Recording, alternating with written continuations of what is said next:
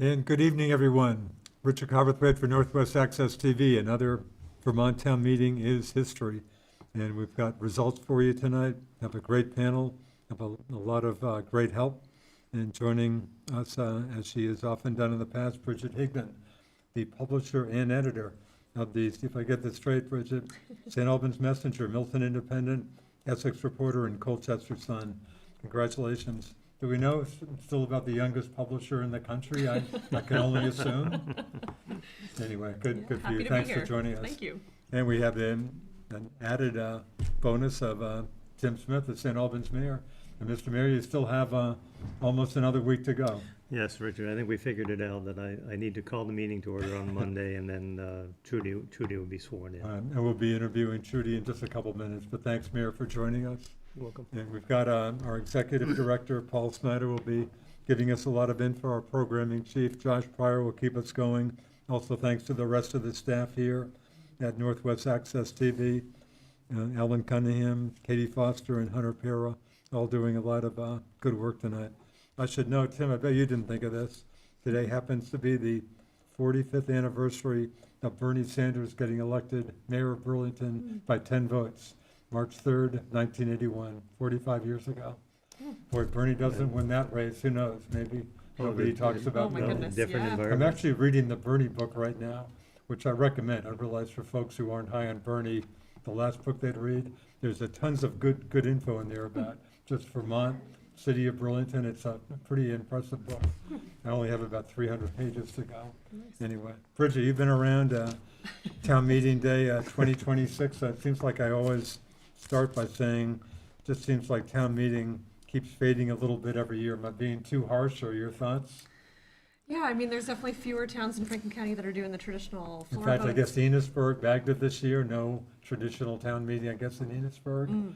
And we lost Highgate last year. I've been in Franklin for the real meeting Right, last right. couple of years. Yep, Montgomery's still got one, Fairfield, Georgia does I some guess Georgia's maybe the most questions. surprising with a pretty big town. Right, right. But yeah, it definitely seems like not a lot of contested races across the county this year, so that'll, of Yeah. course, not bring some people out. But, and budgets, I think, are minimal changes, at least on the town side. Yeah. And the schools for that matter this year. So, yeah, we'll see what the final turnout numbers say, but I think it'll probably be pretty average year. Yeah, Tim, St. Albans City, I guess somewhere around a mid-teen turnout or so. But again, the budget, easy approval for the city budget, a little over Yeah. 15 mil on the water tank issue. Yeah, the increase was minimal, in my opinion, 2.4% increase. Wow. Bridget and I were talking beforehand that in my 8 years, not that it's me, but outside of last year or 2 years ago when it was a 9% increase because of the police increase, Yeah, we've been below 2% on average the other 7 years. So something to be proud of, and we had a great council working on that. Let me just go off subject quickly, Richard. Yeah. Yesterday was a birthday, you talked dates, yeah. Karen Carpenter. Oh, boy, it's funny you mentioned, because have I mentioned Karen before? No, but I'm a And big of fan. my 150 CDs, Karen's like the first one I'll go to. I Yeah. think it's such an incredibly sad story. Yeah, it is, yep. Wow, interesting. You're way ahead of me on Karen. Anyway, so easy approval. So you never had a no vote in your 8 years as mayor? No, on that's pretty anything. impressive. TIF projects, infrastructure projects, budget. So it's, I guess you would look at it as the residents like the direction the city's headed in.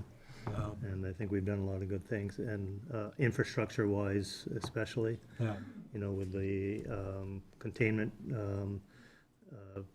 project going on down at Houghton Park this summer, yeah, the improvement of the wastewater plant, you know, there's water improvements with the water tanks as well that got Yeah. approved today. So I think structurally, the city's sitting pretty good. and I know public safety-wise, Tim, sounds like maybe your toughest years were a year or two ago when just crime became a pretty big issue. Yeah, You're for feeling sure. a lot better on that front these days. Yeah, I thought this past summer was much better than the summer before. I think Yeah. we've the police are fully staffed. I think it's really made a big difference in the community. And some of the other initiatives that we took relative to encampments have made a difference as well. Yeah. What would you say the impact of the street crimes unit has been? I think it's been huge. Yeah. I don't think a lot of people realize the number of busts that they have had, and I think it discourages that population, if you will, from setting up shop in St. Albans. And the sad part is they go someplace else, right? That may Right. not have the police force that we do. So that's the tough part about it. But in terms of St. Albans, I think we've been very fortunate. We've had some great busts, and I think the residents really appreciate it. For sure. And the minimal increase that the city budget did have this year came in part because of the police department in terms of salaries Right. and being able to be competitive in the recruitment market. Exactly that, Bridget, is being competitive. Even though we're not in Chittenden County, we are faced with being competitive with Chittenden County communities. And it's deceiving, it's tough to keep track of. You know, we pay full health insurance. Others are charging a percentage of their officers to pay in. So you pick up 100% We pay of up that? 100%. Wow. I don't know how the negotiations ended up this year, but Yeah. up to that point, I think we started that 3 or 4 years ago, which was huge for attracting folks. So I think it's been very beneficial to, and I think our police officers appreciate the support they get in the community as well. And pretty much a fully staffed department at this point, or pretty Yeah. close? I think I heard we were one over, Really? and we'll be doing the Parks Patrol, or hope to do the Parks Patrol again this summer. Nice. Wow. As you leave office, Mr. Mayor, still Mr. Mayor, biggest challenges, biggest issues facing the city right now? Well, right now, Got everything done? No problems? yeah, I don't know. You know, there's still some big housing's a big issue for sure, and Sure. how we might address that. Yeah. We still have some major projects that the city manager would like to accomplish. There's a building on Main Street next to Traveled Cup that needs to be addressed. And then we're still working through the apartments down at the Fonda site. We still want to work on keeping the Passport Center here. That's huge for St. Albans. You know, I think I tallied it up. When the Passport Center is operating at full capacity, Yeah. it attracts 10,000 people to the community per year. Wow. And those people have to be around for 3, 4, or 5 hours. Right. And they're gonna go walk downtown, they're gonna get a coffee, they're gonna have lunch. So it's huge for us to maintain that within the city. And it sounds like you're sounding a little more optimistic about that than you were some months ago. Well, I haven't heard much about it. You know, it's similar to the Morris's Line, Bridget, I don't know if you remember that, when they were gonna Sure. close that. And of course, everyone came out and really pushed back on it, and then it went silent and still is silent. I don't even know what the outcome of that was. And similar to the Passport Center, it was a big issue. Maybe behind the scenes, there's a lot of discussions, but there hasn't been lately. But it is important that we continue to follow that and make sure we keep that. Anyway, so it sounds like got to be pretty happy with your 4 terms as mayor. Again, pretty easy decision. You felt 4 terms was enough. You thought about running for a 5th, but 4 terms seemed like enough. Yeah, I thought you were going to say it was pretty easy. The eight years are pretty easy, Richard. But- No, and wouldn't say that. actually, I would say that with the staff on hand at City Hall, Police Department, Fire Department, the support was just unbelievable for me. And you could dictate actions, I guess, as issues arose, whether it was a manhole cover out of place or what. I mean, people were very responsive to what came up. So I'm very fortunate from that perspective. And joining us right now, Tim, to your left, Trudy's here. your successor, Trudy Coffey. And I was struck, Tim, when you certainly had a hearty endorsement for Trudy as your successor, and that's just what happened. Yeah, no, I think Trudy will do a great job. Everyone who I've mentioned her name to or about her running, and people, Trudy will do a good job. Trudy will do a good job. So I think we're fortunate to have her, and she's got the energy, and she knows the community. So I think we're in a good spot. Trudy didn't have to sweat this race too much, running unopposed. Yes, that was You ideal. probably weren't unhappy about that. I was not unhappy about that at all. It's been a good run. And Bridget, I think it's thanks to you. I hadn't thought about it, but you made the good point, I think, in a story, one of your folks, that city government for the first time will be a female majority city government. Yes. and Trudy being the third female mayor. So that's certainly noteworthy. Exciting. Yeah, congratulations Thank today. you. Even though it was uncontested, of course, there was still work that went into campaigning. Yes, of Tell us course. a little bit about what you did in the last couple of weeks. I think I just connected with a lot of people. When I was out getting petitions, that's a lot of work to do in the cold months, but it's been good to be able to connect with people, hear what they're really proud of in the city, which there's a number of things people are really proud of, and also hear about challenges that people think need to continue to be addressed. Yeah, absolutely. Was there something that you learned during this process, either like about yourself or about the city that maybe you didn't know before? I think people are happy with the direction we're going in the city. I think with, you know, Tim's leadership and Liz and Marty and Pete, like we're on the right path. People feel that, and it's nice to hear. I think people are still concerned around public safety, making sure our downtown's storefronts are full, bringing people into St. Albans are the things that people want us to keep doing, Yeah, absolutely. which obviously we agree. When you get started on Monday and you're sworn in, will there be like one initiative or idea that you're really passionate to kick off with? I've thought about that a lot, and when I was getting signatures, people were like, well, what do you want to do differently? And there's not a lot I want to do differently because, like I said, I think we're on the right path as a city. One thing I want to do is connect with people who might not be willing or ready to come to a city council meeting. So one initiative I have is to have like mayor meetups where I hang out in Taylor Park with my, you know, lawn chair and a sign, and hopefully people will come and just sit down and chat. Nice. I just really want to try to connect with people outside of City Hall. Yeah, great. Yeah, I think I heard you're doing one at the library this month, right? Is I that- am doing okay. one at the library, yes. I was invited there, so I'm going to go and just check in with people. Excellent. Because there's a lot of people that have great ideas, but won't necessarily come to a meeting. Right. Yeah, go where they're already spending their time and Exactly. that type of thing. And we Great. started having the public safety committee meetings in Taylor Park, and that was really wonderful because then people who are walking by saw the sign and just popped over and joined the conversation, which is really powerful. Yeah, absolutely. For some reason, people think Trudy's much more approachable than I was. So Really. I don't know what the issue was there, but That's not true. Trudy, I have big shoes to fill. That's what I was told today. we should note your successor in Ward 4, Shannon Smith. Yes. And also elected today, Liz Sato. Sato, thank you, Yes. in Ward 3. Yeah, So Shannon Smith, a worthy successor to you in Ward 4. absolutely. Yeah, two Couple of local business people? local or- business people. Liz Yeah. is a teacher. Shannon's a business owner, heavily involved in a lot of different activities in the city. Kingman Fest. Kingman Yeah, Fest, Kingman Fest comes right to Afterglow, mind. both not afraid to roll up their sleeves and get to work. Dominic Cloud, got to be one of the most veteran city managers in the state at this point. I think he is when the Montpelier city manager was Right. released, if you will. Yeah, Dom moved up to the top spot. wow. 17 years. I think we hear a lot of times that 5 years is the average. So Yeah, well, a lot of years for that. So being sworn in Monday, so Mr. Mayor, you have a few more days, so can we look for any major initiatives in your last I days? think Tru- so. Trudy's pushing me to do a resolution to be paid. Uh,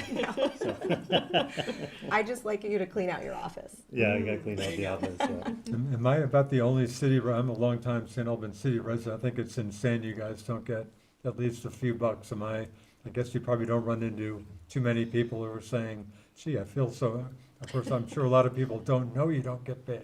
Yeah, well, I'm a teacher, 33-year veteran, and people think, you know, I'm getting done my teaching job, and I'm like, Right. oh no, I'm not getting done my teaching job. Doing teaching. You'll need that while you're still Yeah. doing this job.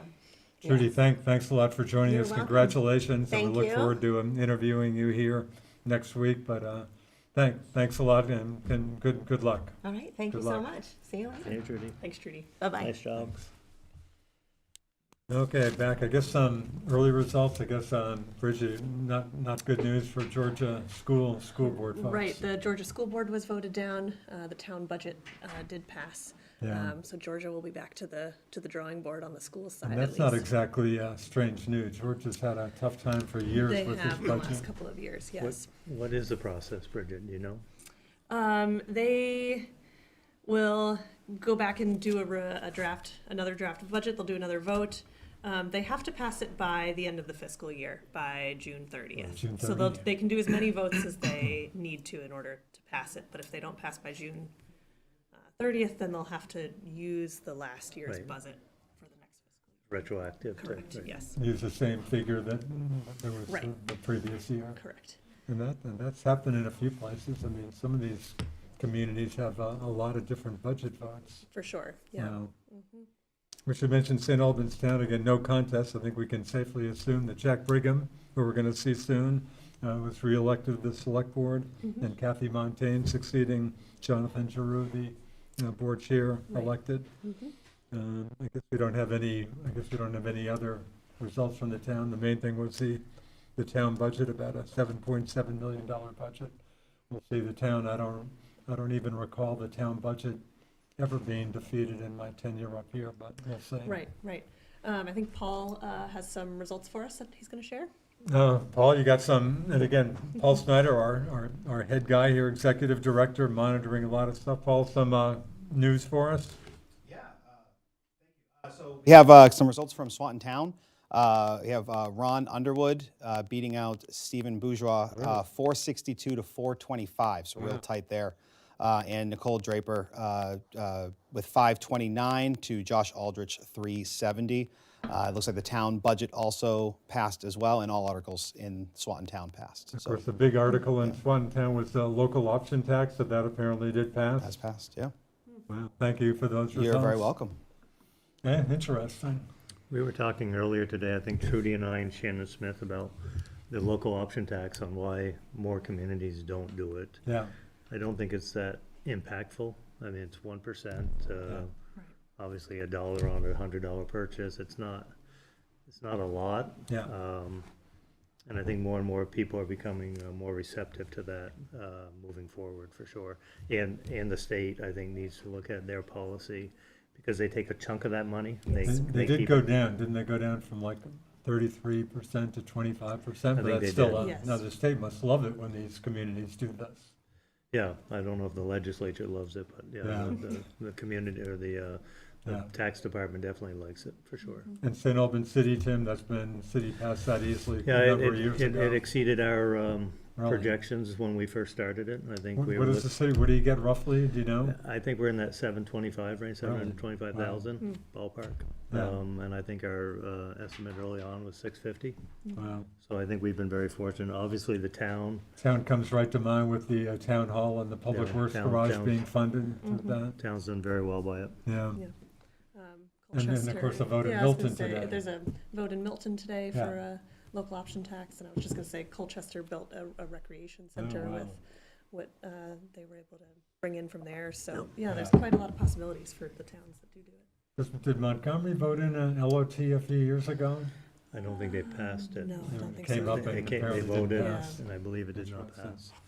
We have our newest state representative joining us right now, Mr. Jack Brigham. I Jack, good didn't to see dress you. up, Richard, sorry. Hey, I come from a hard-fought election. that's just fun, that's just fun. And again, re-elected to the town select board, Yeah, so good. but I didn't win Didn't- by a landslide. I can't figure, I must have some people mad at me or something. And again, Kathy Montaigne will be joining you on the select board, succeeding Jonathan Giroux. Yeah, she got more votes than me. Really? Let's go. I wasn't, we'll hold comment. Jack, I was hearing, talking to somebody today, congratulations on being Vermont's newest state rep. I was wondering, it seemed like the governor took a while to make that appointment. Oh, yeah, there's a What I was big, hearing long was story he behind might not have that. been hearing that you were totally eager to run again in the fall. Was Yeah, that- I is had that to an issue? change my He attitude. finally came around on that? Yeah. So you will run in the fall? Yes, I am announcing now, I'm running in the Wow, fall, all taking right, on all big- comers. Big news. Yeah, You go down on Monday? I went down last Tuesday. Oh, you're down there last Boy, I'm week? a veteran now. Wow. And everybody likes you down there right off. Right. Yeah, They changes quick. introduce you and send you notes. And again, you got a spot on House Ag Committee. Yeah. now, And I guess they moved Casey to the House Ag from Right, House Ed. right. Right. Yeah, it's all Anyway. good. And are you the only dairy farming No. background? You got a few? No, I got Richard Nelson from Derby. Oh, right, He milked Richard a couple Nelson. thousand cows up. He was very Wow. glad to see me. Well, I bet. Yeah, Just the two of you? yeah. There's a logger and a orchard guy. So I it's think- 4-4 now. I think 3 or 4 years ago, the last farmer stepped down. And Yeah, I think maybe. that's when Richard. maybe the Richard, following year. Richard's just kind of new there. I think this. Of course, Francis Horrigan pops right into my mind. I can just picture Francis saying, I'm the only whatever, dairy farmer in Yeah. the legislature. Yeah, David Zuckerman, he's Right. gone. Yeah. Right? not a dairy farmer, but Oh, he's a farmer. Just ask him. Interesting. So who's the chair of House Ag Committee? You shouldn't ask me I any shouldn't have names. asked you that anyway, but that looks like a good spot for you. Yeah, after my first day, I didn't even know what day it was. I was just. So, Um, yeah. But again, Finding my way around. having had a couple days down there, you think this will be a good fit? You're looking forward to this? Yeah, well, I am, as I get to know my way around and know the people and know what I'm supposed to do, so. Yeah. They have votes every day on bills, and you wonder where they came from, but it'll be an education. high school all over again. Bridget, anything you want to throw at our new state rep here? Well, I guess I would go back to the town select board. Yeah. In terms Going back of, to that, that's fine. yeah, are there things that you're working on there that you're looking forward to continuing? Yeah, I guess the main thing is trying to keep expenses, costs down. I mean, our budget passed, but it wasn't a overwhelming margin. Is that I right? don't Not- remember the numbers because I just heard them and ran out the door, but But not as big a approval as usual? no, I didn't think so. But Hmm. people got a lot of stuff coming up, like even the state, in the education business, it's gonna, they're talking 10-12%. So we worked really hard to keep ours as level funded as we could, knowing that's coming. And I'm sure folks like you and the mayor here like to point out that for one's tax bill, the municipal part of that's about roughly 1/4, the education part about 3/4. Yeah. Plus, we're looking at a reappraisal coming up was it this fall? And that's gonna be fun. Yeah, St. Albans City, yeah, tell me about it. City, of course, just went through that. Yeah, so that's basically, try not to spend too much money, which is hard these days. Level. Jack, thanks for coming in again. Congrats on your new Oh, on yeah. your new job, and you're reelected to your old job. Sounds Yeah. like you're going to be a pretty busy guy. Yeah, it sounds like it, but that's what I do. He's doing the sugaring for you. And That's that's what I was going just on gonna say. full I was bore like, right yeah, it's now. sugaring season. So. Oh, just one other quick town question. Who do you think the next chair of the town board is with Jonathan Giroux not having run for re-election? Any obvious candidate for? Oh, yeah, there's one. Yeah, perhaps Mr. Sanders, perhaps? Maybe not. We'll I see. don't know. Oh. So you'll deal with that at your next Next meeting? meeting, you'll know. Anyway, yeah, If big it works more out, news. yeah. Thanks, Jack. Okay. Good to see you. Have Yeah. a good night. You too. Yeah, I think we've got some Montgomery video coming up as of right now. We'll be back. Thanks. Welcome now by Charlie Hancock from the Montgomery Select Board. Charlie, thanks for joining us today. How was the turnout in Montgomery? Turnout was great. Montgomery always has a good number show up. Our voter checklist has about 890 people on it, and we generally pull about 130, 140 for town meetings, so pretty good numbers. The Select Board proposed a $1.515 million budget for this upcoming fiscal year. What was the result of that vote? Yeah, so the vote passed by voice vote unanimously with no discussion, so we're good to go. What's that like from the Select Board's side of things, like their vision? Because you spend a certain amount of time kind of budgeting, and then when there isn't really you're not hoping for uproar, but when there's really no discussion and everyone kind of trusts the work that you've all done, how does that play into your how do you feel about that, I guess, in the Select Board itself? That's a great question. I think part of it is relief in a way. we always come into it trying to have all the numbers in our head and the answer to every question, how much are we paying in salt? How much are we paying in sand? What's the electricity bill for that building? And a lot of work does go into it, like you said. And so I think when it passes, we're all happy. When there's no debate, it's a little odd. You kind of think, okay, did we get it right? It sounds like we got it right. But I think on the whole, people in town understand, the changes and the need for what's being proposed. And we do try to lay out in the town report a really good narrative around, what's the story behind the budget? Because that's kind of, what a budget is. It's the story of what your priorities are, what your needs are. And so we try to do a good job of making that clear to everybody coming into the meeting. So folks have also had a chance to ask questions in the lead up of town meeting, reaching out to board members. So I think people are well informed, and that's the way the vote went. In most cases, the budget tends to be the hot topic of a town meeting. You had a very unique article in Montgomery, and one that got some statewide interest as well. So I'd love to be able to follow up with you about this and get your opinion. But Article 7, which basically looks for the approval of the voters of Montgomery to request our national delegation to vote for the impeachment of President Donald Trump if that were to come into play. Can you give just a little backstory about this, unique article and maybe even the results of that vote? Yeah. So as I'm sure you're aware, voters have the ability to petition to have articles brought before the body on town meeting day. The board got 2 petitions this year. The first one was related to actually doing away with town meeting and going to a full Australian ballot vote, which was another really interesting one that had a lot of debate at town meeting today.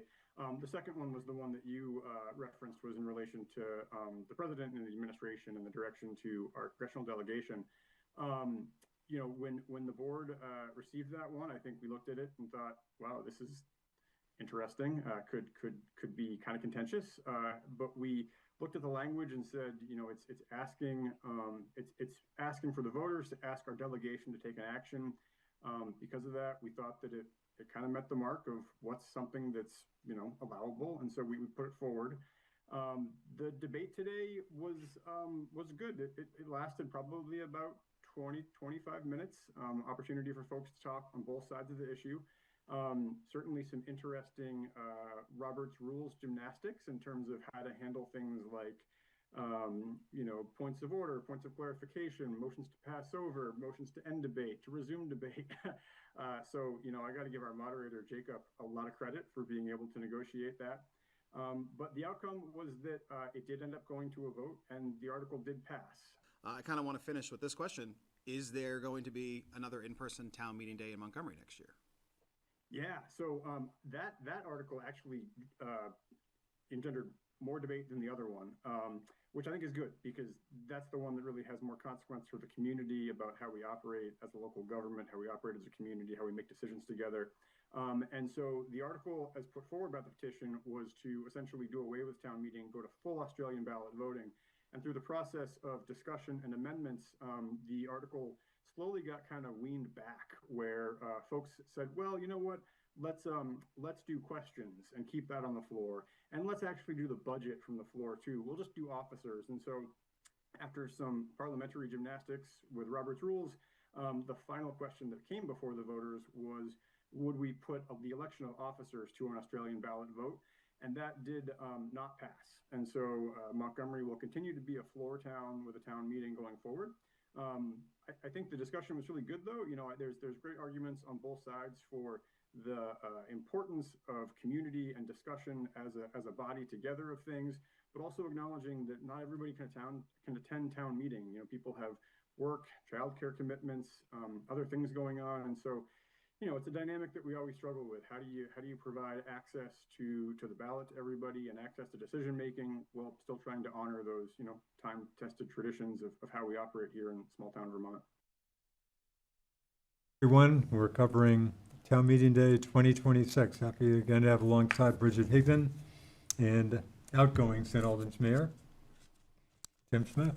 We talked budgets a little bit. Bridget, the Georgia budget defeated. Seems like I haven't picked up as much buzz about school budgets as there were maybe especially a couple of years ago, Right, when I was about gonna 1/3 of the say, yeah, about budget. 2 years What about ago, yeah. yourself? Not as much? Yeah, I'm same. not sure I would why, say but- same for me as well. I think it Yeah. might be the fact that, the legislature is actively working on this issue right now. Act 70, I'll be very interested to see what, if anything, happens to Act 73. Right, so it might be that, folks are sort of waiting to see what happens this Yeah. session and then Yeah, go good from point. there. That may be a very good point. And the governor's certainly making news by saying he would vote against his local school budget. Right, yes. Interesting. Yep.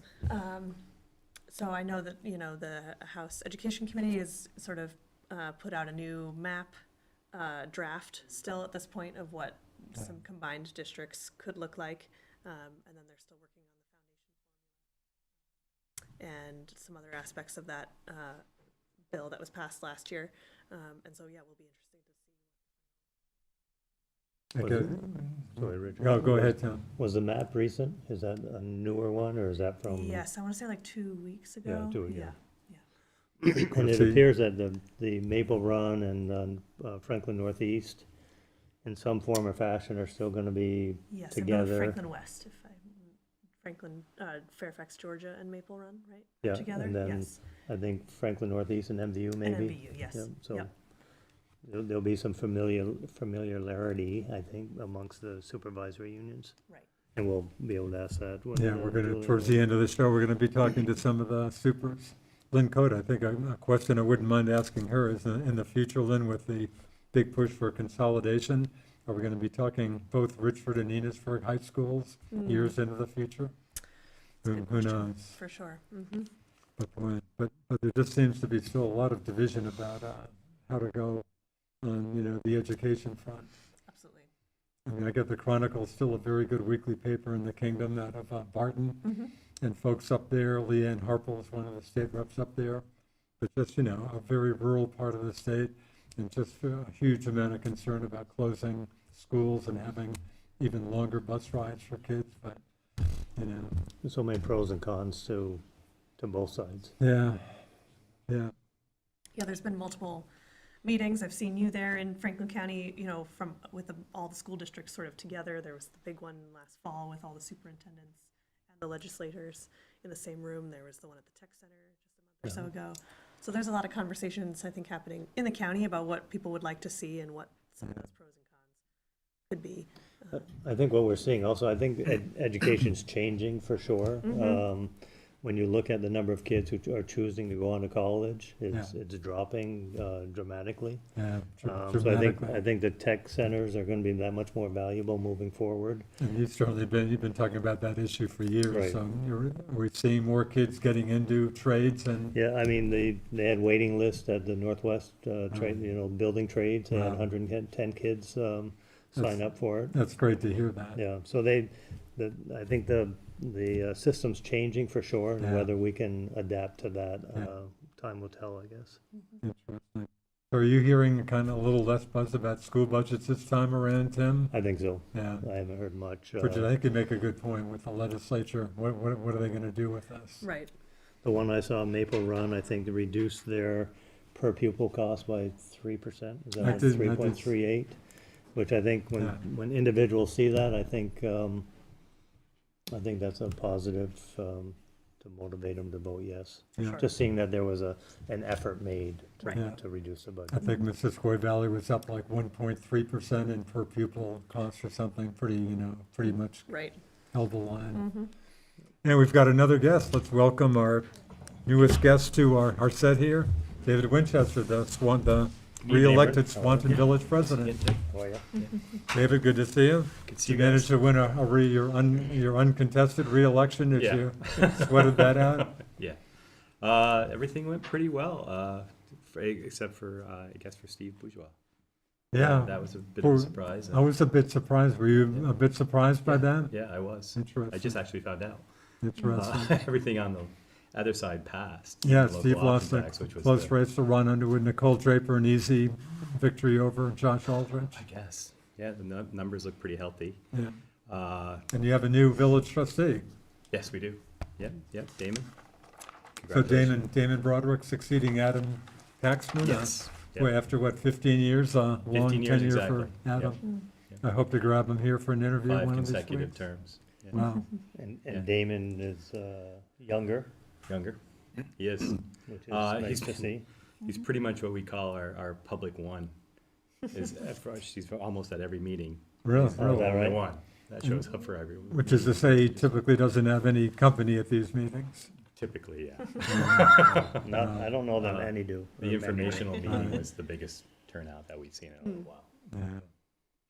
But yeah, was it 500 and something to 413 was the LOT. Oh, is that right? We didn't get numbers yet, but And above average for both turnouts. So almost 1,000 voters showed up for the town, and we had almost 400 voters show up for the village. Pretty good with a non-election year. were you supportive of it? It was a town issue. Were you supportive of the LOT? Yeah, everybody had been asking for some other way to Yeah. raise revenue. Sure. That didn't mean raising property taxes, and that seemed like a really good option for Yeah. folks. Do you know what the prediction was from the, I thought 400 and something was the prediction. Then that's a good you know, chunk and of the state's change. taking a smaller cut now, so it's Right. now 75-25 versus 70-30. Yeah. It just, you know, some people heard tax, and I think we got it a bit confused. But, you know, just kept having the conversations with as many people as possible.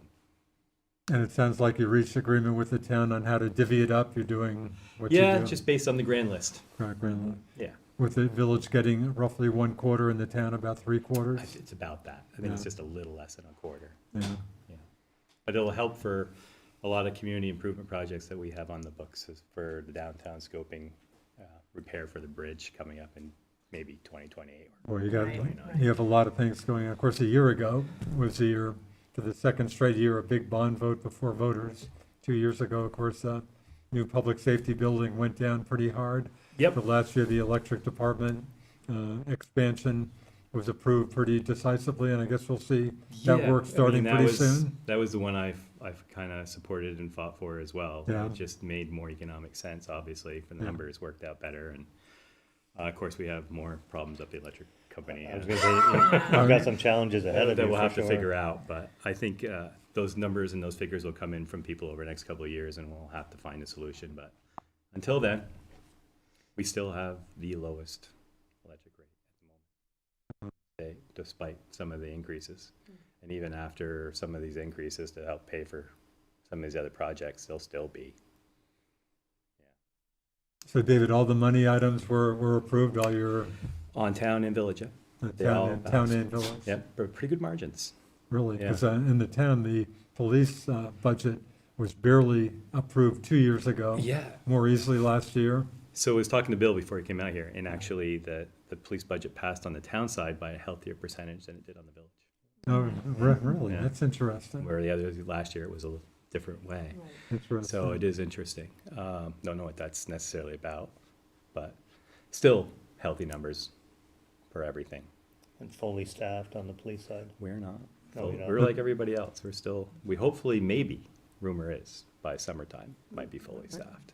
For my interviews, occasionally with Bill Sheets, the village manager, he was of course, a longtime Vermont State Police guy, but Yeah. was so happy for a number of years to report they were the only fully staffed PD in the state, but not now. But you're Yeah, not- even the state police, I was just having a conversation with Matt Oh. Walker about the percentage of state police, and how far they're down on their numbers as well. Oh, Yeah, it's just a tough occupation to fill at the moment. yeah. So Swanton Village Dam, you maybe kind of tangentially touched on that, boy, Yeah. tough issue for you folks. No, that Gonna- was a tough shocker. We Wow. figured you wouldn't have anything to worry about there for another 15 or so years. Right. And it was supposed to have been, the replacement for the old one was supposed to be stronger and longer lasting. Didn't make it 7 years. So, and then the state regulator said no, pretty much, Yeah. to putting it back or repairing it.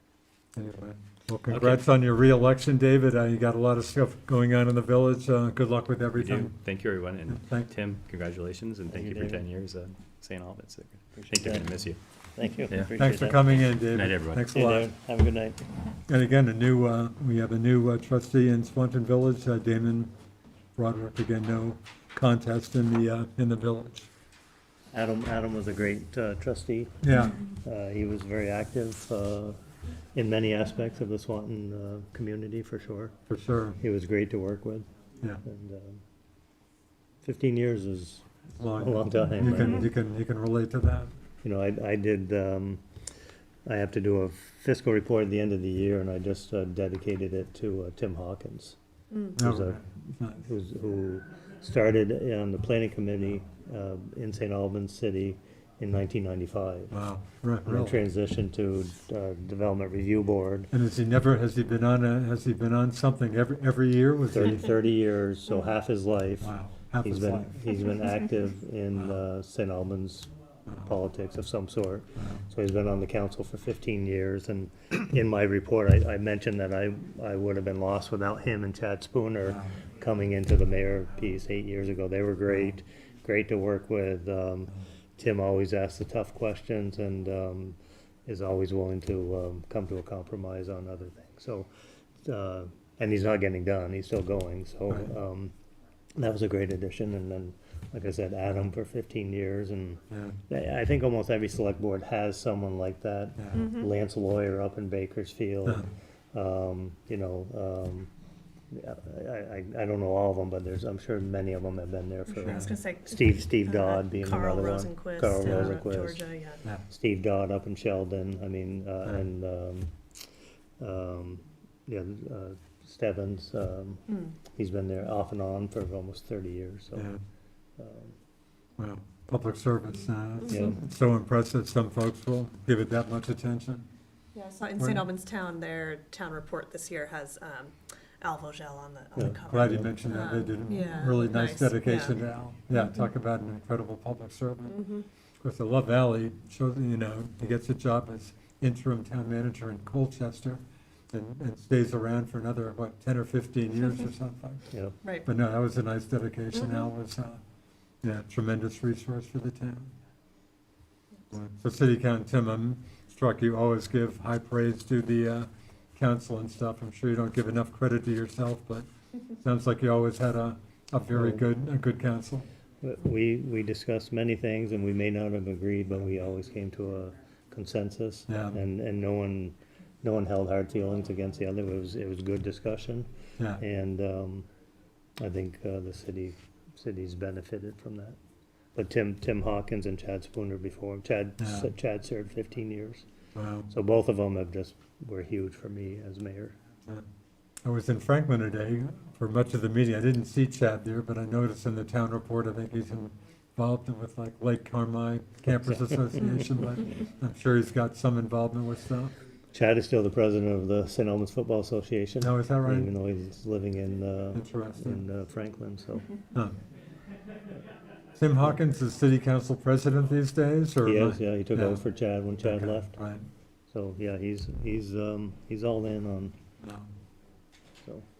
Tim, do you have any advice or words of wisdom, I guess, for, because I'm thinking about how we're talking about all these great public servants who have dedicated a lot of years, and yet we still have so many uncontested races That's. across and the I've- county. And so, like, how do you encourage some folks to step up and do this work? I 'Cause think it is I hard. think it's personal contact. Yeah, I mean, I never thought I'd run for mayor. and I Right. never gave it two thoughts. Is that right? Never gave Really? it two thoughts, Really? had no interest, and then Emerson Lynn called me. Really? And he knew that Liz was stepping down, and he and Liz talked about it, and so he said, we think you would be a good replacement for Liz. And I reached out to Trudy. I worked with Trudy on Green Up Day and public safety and just her energy and everything else, and, because I knew, I had a hint that I might not be running again. Wow. So I started looking, and Trudy kept coming to the forefront, Huh. and so I think that's it. sure. Not- Reaching out not- to somebody and encouraging them. Right, You know, you've and seen not something in just to them. encourage someone to run for a vacancy, but just to get involved in some, and we're fortunate in St. Albans City, when we have vacancies on our committees, whether it's Development Review Board, Recreation, whatever the case is, Yeah. we always, when we publicize it, we always have 2 or 3 people submit Do an you really? application. You know, That's great. we've never gone away from not having someone on board. So we've been very fortunate, and I think success breeds that. Right. They want to be involved with what's going on, Yeah. so it makes it a little easier as opposed to a community who might be a little depressed or down, it's a little tougher, so. I guess we're set to get a report from Franklin, where I logged some time today, and Bryce Batchelder, who I saw at the Franklin Town Meeting, I think is about to zoom in and join us. Bryce, how you doing? All right, time to talk about the big city. Hey, good. Your meeting was great. I appreciate you folks still having a good old traditional New England town meeting. Good lively meeting today, I thought. It was a good one. I think probably a little not really anything that was polarizing or particularly controversial, but still, you know, it's kind of quintessential small town democracy. It's still one of my favorite days of the year. Yeah, let me ask you about how did the school budget fare? I don't know yet. I've Don't actually know. been trying to check out the town and the school district's Facebook page to see if they've posted any results yet. I haven't seen anything. Gotcha. A lot of discussion about the municipal budget, which did get cut by $40,000. Eventually, it was not quite the journey through the budget that we had last year when we had about 5 or 6 different amendments to try to lower it. All of them failed, and then we eventually passed just the proposed budget anyway. This year, we did have a few amendments. The first two failed. They were to try to reduce the total budget amount by 80,000 and then 52,000. Eventually, an amendment to reduce the amount by 40,000 passed, and then that new budget amount is what passed today for Article 5. So that was probably what gave us the most conversation today and the most action, I guess. Bryce, Yeah, I'm sorry, jump in, Sam. when that happens, do you, the 40,000, is that at the discretion of the select board on where those cuts are? Or the discussion is focused on specific cuts and you know what they are going into your next meeting? Yeah, the discussion today was kind of focused on a specific area, but the way that the amendment was worded still gives the select board full discretion to be able to take it from anywhere. Kind of some of the conversation was around repairs that are needed to the Higdon Library building, which also houses our town offices in the basement. There's just chimney repair work, front step repair work. The thing is that it's a very historic building, and so it's not easy or necessarily cheap to get those repairs done. And we've been pretty limited in terms of folks bidding on the project to begin with. So that definitely was a big focus of conversation in terms of how much that could cost. But we still have left it sort of up to the select board's discretion in terms of where they cut in the budget. And you also had a contested select board race, Bryce. Yeah, that one was a little bit of a surprise. Typically, we don't have contested races when it's someone up for re-election. But we did with the 3-year term, which is held by Dave Benyon, who is currently our select board chair. And then kind of as a surprise, Adam Kane, who's currently our highway foreman or head of the highway commission, threw his hat into the ring. And so Dave ended up holding on to a seat 40-20, but still kind of a little bit of a surprise. We weren't expecting a contested election today, but still everything very respectful, with the contest. And then there was one other select board seat that was up for re-election, a 2-year term, and that was Michael Grant, who ran for re-election unopposed, and that one was just a voice vote. And the Franklin County Senior Center didn't have their best day in Franklin. They were looking for $500 and they didn't get it. Yeah, that was the only article that was voted down. I will kind of clarify, the vote was not a referendum on how we feel about the senior center itself or its mission. I think that we didn't get a lot of information in terms of the impact that the senior center has for Franklin residents itself. And so I think if we have a better idea of how many Franklin residents are taking part in the senior center, taking advantage of their programming, what kind of impact they have specifically for the town, I think they would have some better luck next time.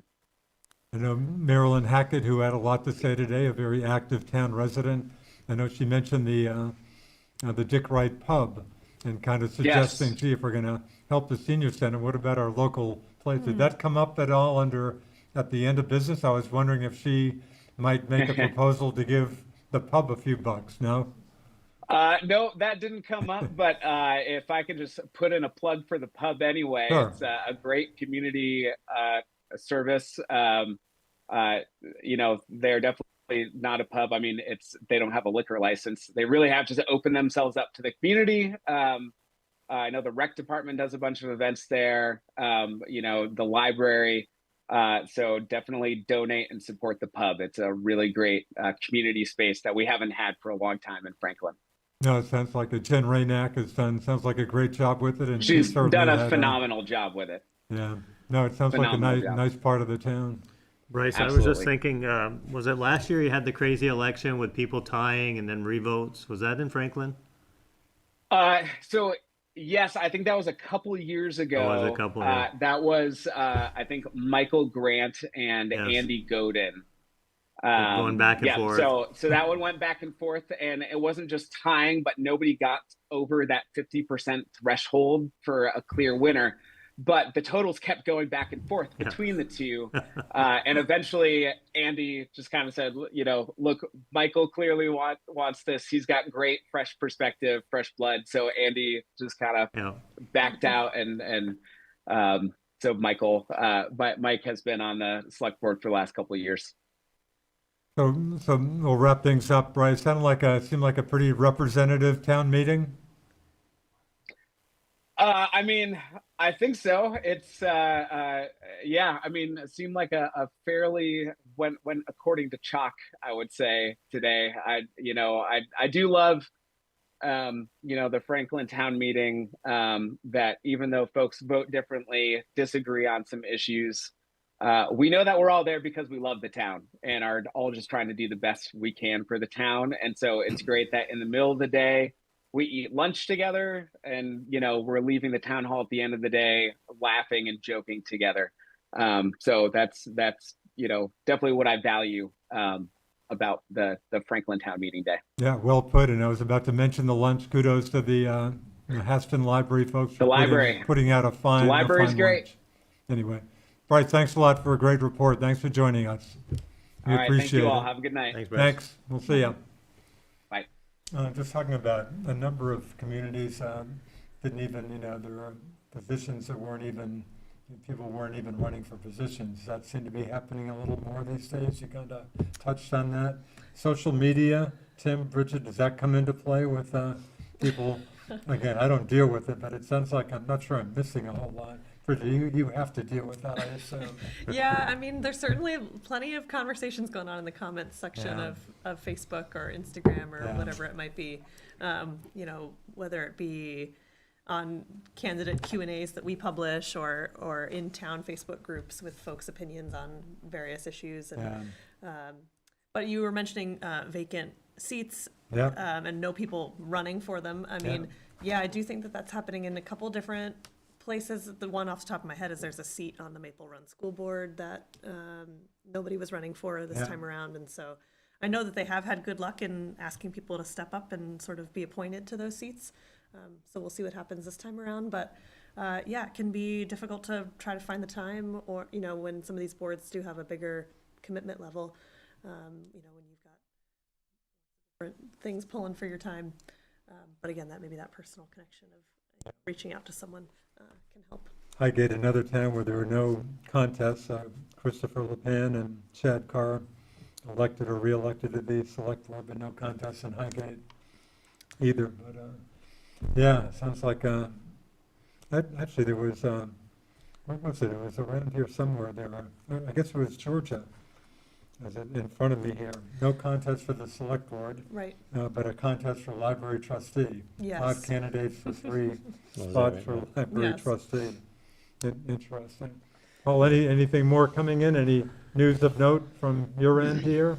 I was actually looking to see what the numbers were for that library trustee. Oh, have you got that? I don't have it on the top of my head. I was trying to, you piqued my interest of the library trustee race in Georgia. I already gave you Swanton. We had Swanton Village that came in as well. Obviously, David already spoke about that. One that we had that came in from Montgomery was the Northern Mountain Valley School District results for just Montgomery.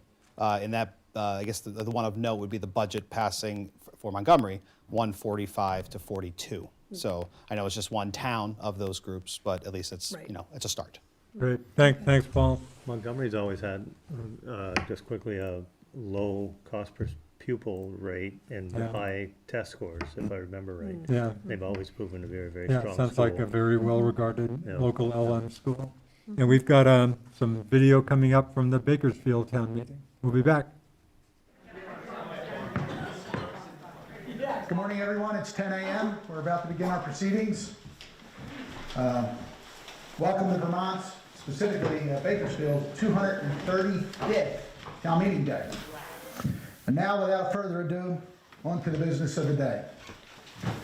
Number 4, to elect the remaining town officers as required by law. We're going to go one by one, starting with the first constable.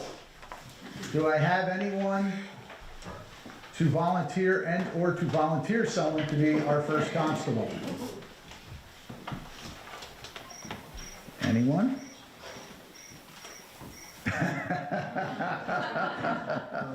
Having seen no one volunteering for this position, we will postpone this role. Is there anyone who wants to volunteer or volunteer anyone to be the second constable?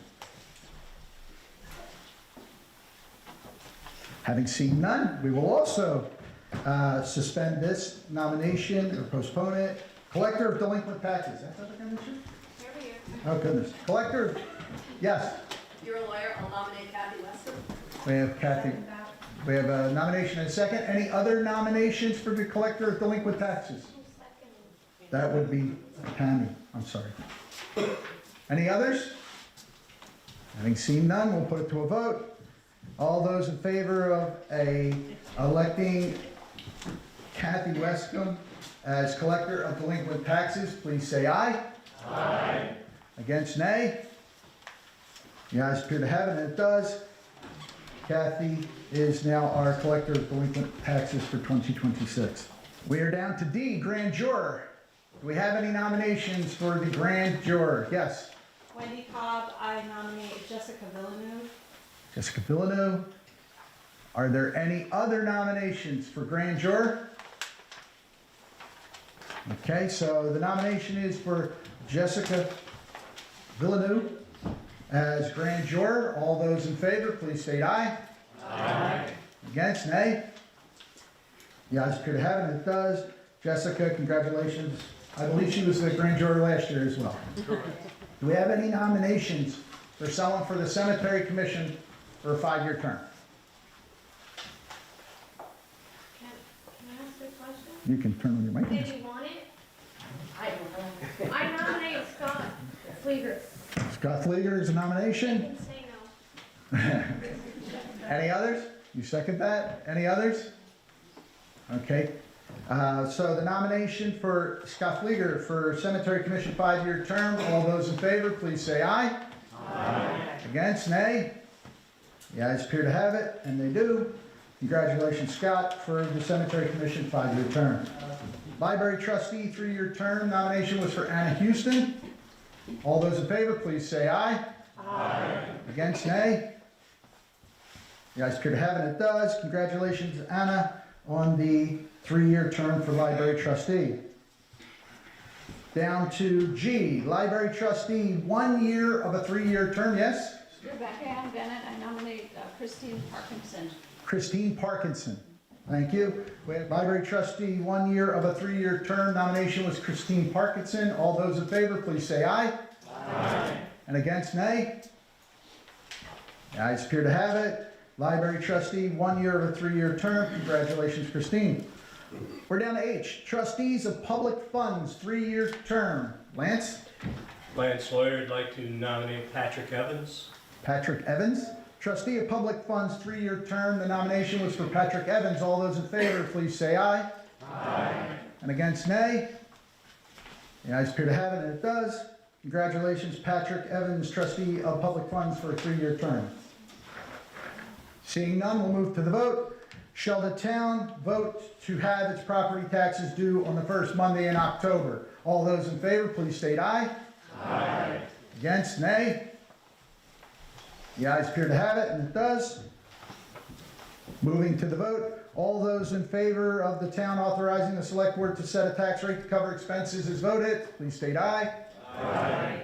Against, nay. The ayes appear to have it, and it does.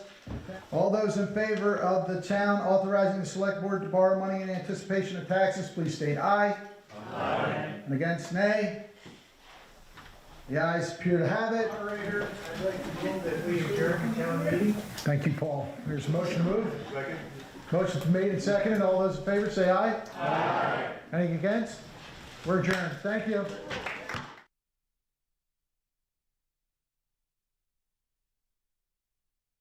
Evening again, everyone. We're continuing with our town meeting coverage, 2026 Vermont Town Meeting, with Bridget Higdon and Tim Smith, and Paul Snyder and Josh Pryor and the rest of the fine staff here.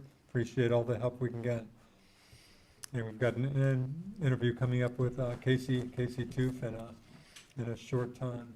Fairfax, you want to mention Fairfax briefly, Bridget? Sure, yeah, we did have some contested races there for select board in Fairfax. And then, of course, you had the town and school budget. It does Yeah. look like the school budget passed there in Fairfax, Huh. 598 to 451. Huh. And then the town budget passed as well, 698 to 331. And then I believe Paul was going to share some select board news there in Fairfax. Paul, you got some Fairfax numbers for us? Jumping or- over to Fairfax right now for you. Yeah, great. So, Select Board, we have Jeff Blake, 272 to Lori Bellis Fisher, 710. And then that was for 3 years. And the Select Board, Timothy Germain, 670 to Ronald, I'm not going to say his name correctly, 261. Okay, great. Thanks for those numbers. So the incumbents won there in Fairfax, Lori Fisher and Tim Germain. Right. are And I read a good and very comprehensive story in the Messenger the other day about just some real controversy about Fairfax and utilities, and one of your Yes, reporters the definitely got into management that of story. its water and wastewater system. We're Wow. still looking to learn some more information when they'll have a town meeting at the end of this month with some more information about that. But yeah, some definitely some details to be figured out. Yeah, no, good story. Yeah, we're happy to have the new St. Albans town manager and the former. I know he's a little maybe sorry to hear that, but life goes on. Former state rep Casey Toof. Casey, good to see you. Thanks for joining us. Thanks for having me. So you feared everything. Of course, the main thing in the town was the one big budget, and Yep. Mr. Brigham was on earlier, but the budget did pass. Budget passed, everything. We didn't. There was no other article on the ballot, and Yeah. there wasn't really any races there uncontested. So it was a it wasn't a very exciting day, but it was a good day. I think Jack said the budget didn't pass it by as as big a margin as usual. Yeah, Yeah, yeah. it wasn't close. It wasn't real close. It wasn't real close. I have 100 something. Yeah. I don't remember the exact total, but it was it was closer than I anticipated. But Yeah. What was your turnout? I think around 700. And your registered voters is, Oh, you know, offhand? I don't know offhand how much we have. Sure. I asked Anna Borden that number, but I didn't bring it with me. Yeah. But, sounds like Yeah. another teens Right. turnout. Yeah, Mm-hmm. yeah. Yeah. Much rather see like higher engagement of people voting. We've done mail-in voting in the past, and we don't do it for town meeting day. Seems we have a better turnout in November, and March comes along, and usually we're voting on $2.4 billion in education fund spending in March, and we seem to have a really small turnout. So I wish we could do something more to get more people involved and engaged in voting in March. Because it is, like I said, $2.4 billion is the education fund, and that's what we're voting on. Wow. Which is about a quarter of the state budget. Yeah, yep. And you guys still do it at the complex? Yep. Voting? Yep. No other place? No other place. It's a Could- complex. Could you do it at the town? We probably, As in parking, the big Yeah, issue, you just parking, have so yeah. much Yeah, we better probably could, parking at Collins. but then you get into the situation, we're lucky this year, we were talking about this last time, that there's no hockey game this year.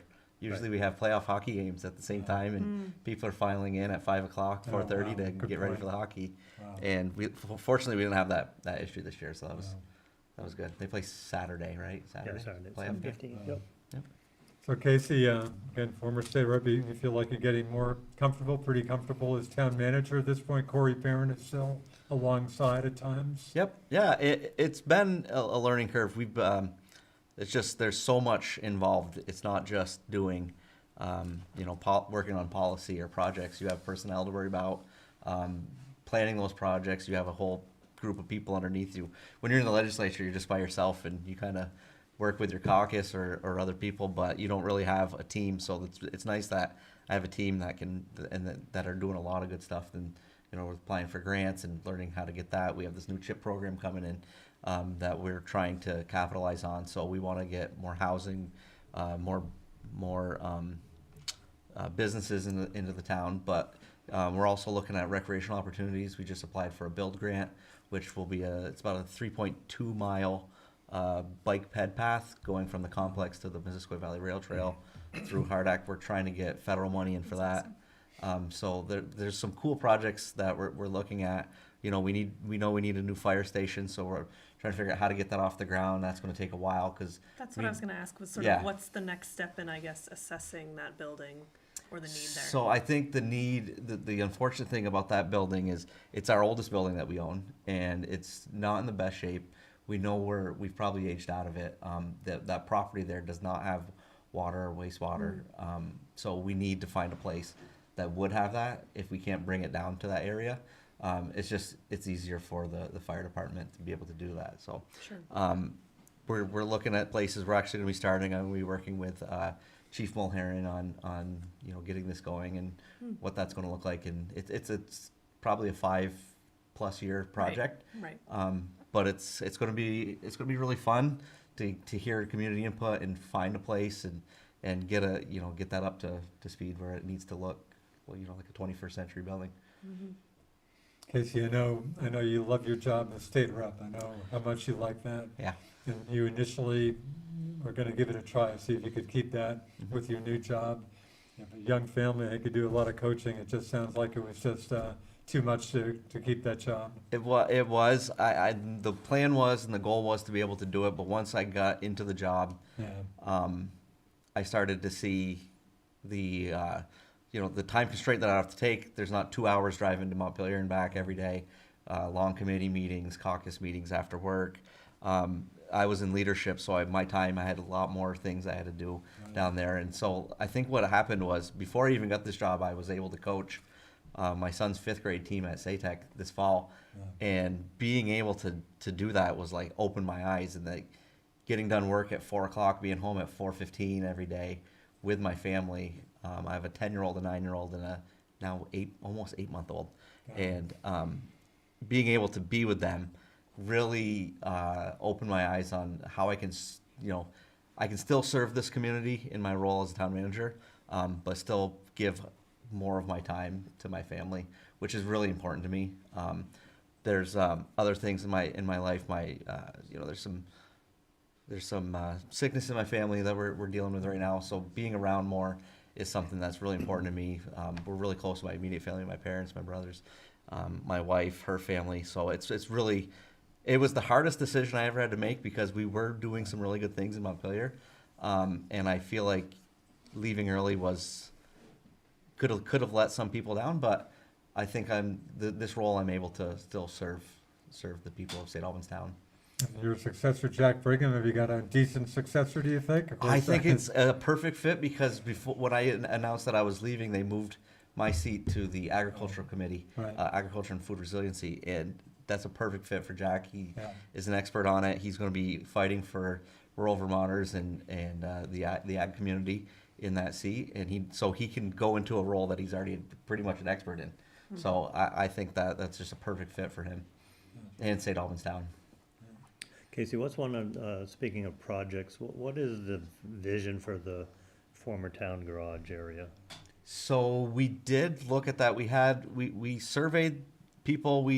This is before I was taken on as manager, but there was extensive talks about what could be done. We had a company basically draw a couple designs, and the one that looks the most feasible would be a boat launch. So we're going to look at what that land would look like if we could get a boat launch. We did a feasibility study. We found out that it really wouldn't take much to turn it into one. We do have issues with that land. It doesn't have, we don't have water down there. So building something there, like a building or something like that, you're within 250 feet of the shoreline, so you'd fall into the Shoreline Protection Act. We'd have to worry about things like that. The boat launch seems like it's a pretty feasible thing to do, and it's probably one of our cheapest options. Even with some dredging, it sounds like you Even may with- need to do some dredging. We would have to do some dredging, but it's not as bad as they initially. We were going in there expecting a lot, Right. a lot of sediment, a lot of work on that. But they were like, no, actually, it's not as bad. And they drew us up a map and showed us how many we'd have to take out. And we figured, I forgot how many loads it was, but it wasn't as many as we thought it would be. And so, and we thought it would be a hard.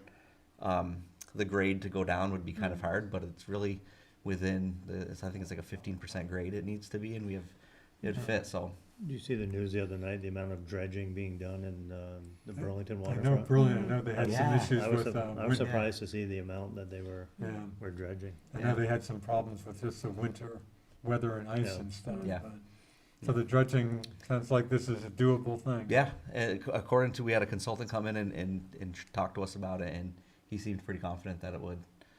This is what they do. I think they were working on a boat launch in Milton, and they've done a lot of other projects, and they're like, yeah, that would be not as bad as we thought it would be. So Buildings would be torn down. we just actually this week or last week we finished taking down the old public. Oh, you did? I didn't see The that. orange public garage Yeah. that Oh, we had, really?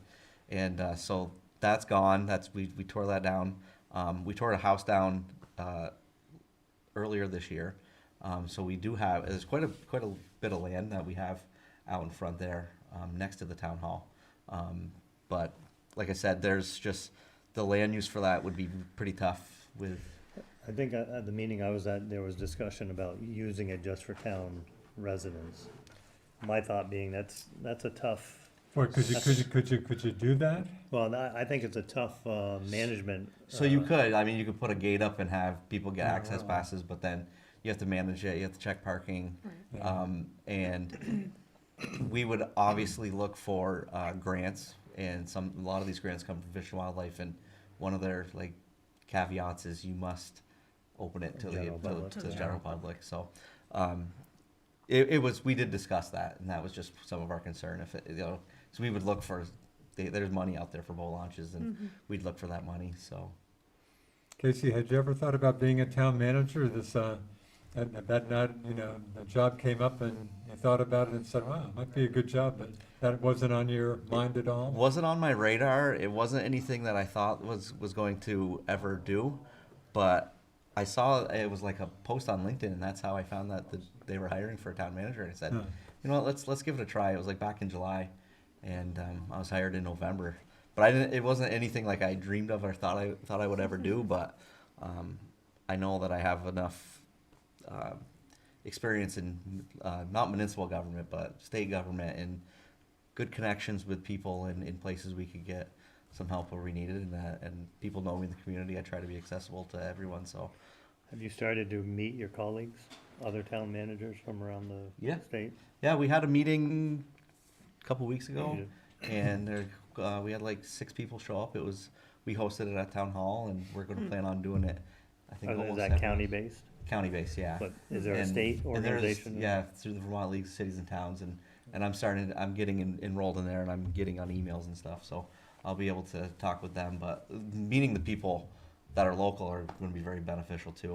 I'm also really good friends with Chris Taylor, who's the town manager. I was just in gonna Milton. mention him. I thought, Yeah. I was like, I'm sure you two already know each Yeah. other and connect, so Yeah. that's And Dominic Cloud, a long time, Yep. you've dealt with, Dominic. I've known Dom for many years, yeah, and we've got a good relationship, and the city and town have done some really great things, especially under your leadership in the city, and I want to continue that as we go forward. I know I'm going to be working with Trudy Coffee, and I hope, you know, I've known her for forever too. I mean, her husband was my 7th grade teacher, Wow. and her brother-in-law is my neighbor. So I'm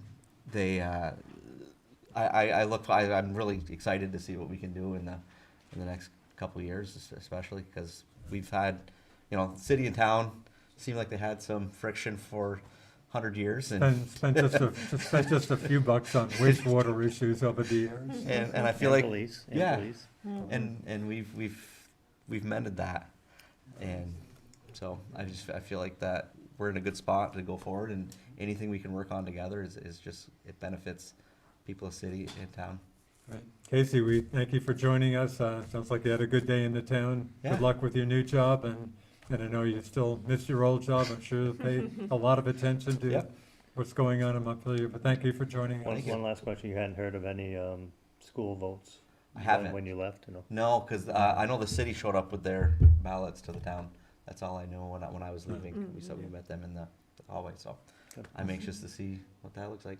We'll see what happens. Thanks, Casey. Thanks for having me. Thanks, Thanks a lot. See ya. Okay, folks, we've got, I think we have a few minutes here. Anything else jumping, any new numbers coming in for anything? Haven't had a chance to look I know just you've yet, been- but you've been busy. That's fine. but that's okay. We were talking a little bit before about Highgate, and we talked about the candidate races. The budget passed there too. I saw a couple things to flag there. Would be included in their budget was $10,000 for more policing in Highgate.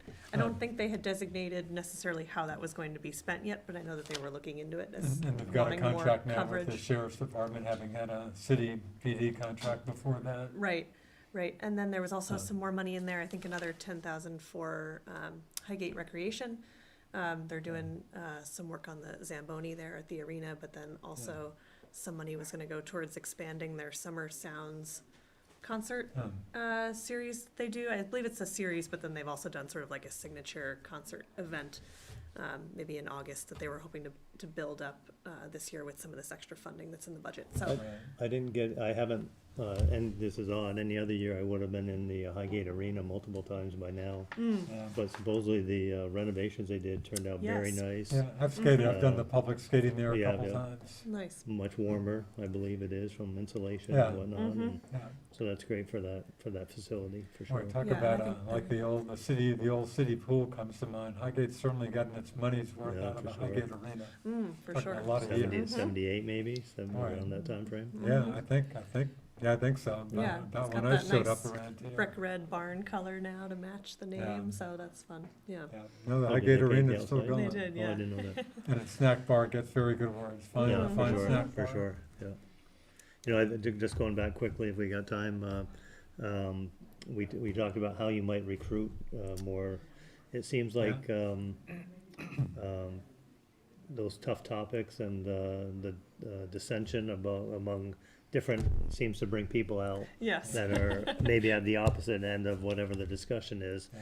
and they want to maybe try to do their best to sway the decision on whatever that might be. But Right, right. seems like when you do have those tough discussions, it does generate some new participants for sure. Yes. And Tim Casey kind of touched that, just kind of a city-town issue, in talking to Mitch Montana, of course, about the old town hall. And every time I talk to those folks, yeah, we need, as soon as we can get water and, wastewater down here, do you think at some point that'll happen? Talking some bucks here. Yeah, I'm not saying it wouldn't happen because the city doesn't want it to happen. Yeah. I think the cost is just that right? exorbitant. Oh, As to- sorry, yeah. I think we've heard 30 million. Is at that some point, right, to yeah. get Just that to- down to the bay, say? Yeah, I think that's what the study was, or a smaller facility, so. Interesting. Okay, we're gonna jump into Swanton Town. We have Brian Savage, the Swanton Town Administrator, joining us. Brian, how you doing? Good, Richard. How are you doing? Hey, good to hear from you. And, Yeah. well, you certainly had some big issues today, a couple of contested select board races with one of your incumbents, Steve Bourgeois, losing a close race to Ron Underwood. Were you surprised at that? Well, I will say Mr. Underwood did do a lot of campaigning. I believe he went door to door, circulating his petition in some of the coldest weekends that we had, and continued to be out and meet people and whatnot. So he worked very hard. It was a bit of a surprise, but he did a good job at campaigning, and obviously his efforts paid off. Steve did a good job for the time he was on the board, and I'm sure his services were much appreciated, and Mr. Underwood, I'm sure, will do just fine once he gets on the board and gets orientated, which is going to be tomorrow night. It's the first meeting, and Wow. he'll get sworn in tomorrow. That would be quick. Yeah. And Nicole Draper easily won her reelection, She bid did, against Josh yeah. Aldrich. That's right. Yeah. So that sets the course for the year, and we're looking forward to that. And, wish everybody well. And Kathy Fournier reelected clerk treasurer, running unopposed. Yeah. All the rest of the offices were all uncontested, so it was.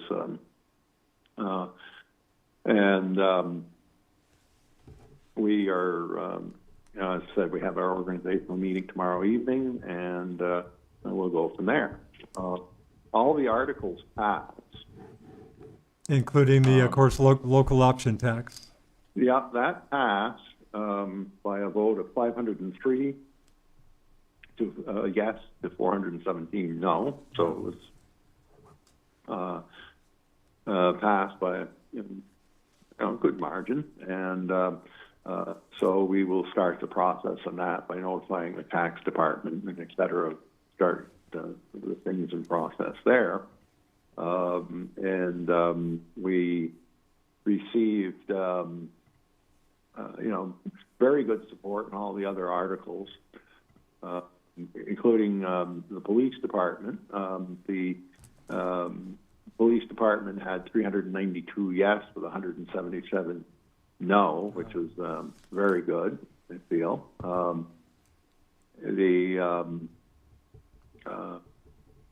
The library did well, and obviously ambulance services were 742 to 173, and recreation department 634 to 281. So, all very good, healthy margins.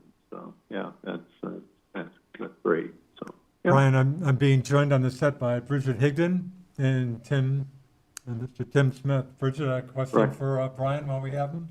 Sure. I guess, Brian, would you talk a little bit about what are some things that the local option tax could fund for Swanton? Well, the plan is, and it was put right onto the ballot, is for capital projects and capital repairs. So, and then we're going to enter into a revenue sharing agreement with the village, so they'll get a portion of what is collected. And they likewise have indicated they want it for the same purpose. We're not going to use this to decrease regular operational expense, but we have some very expensive, one very expensive culvert that needs to be replaced.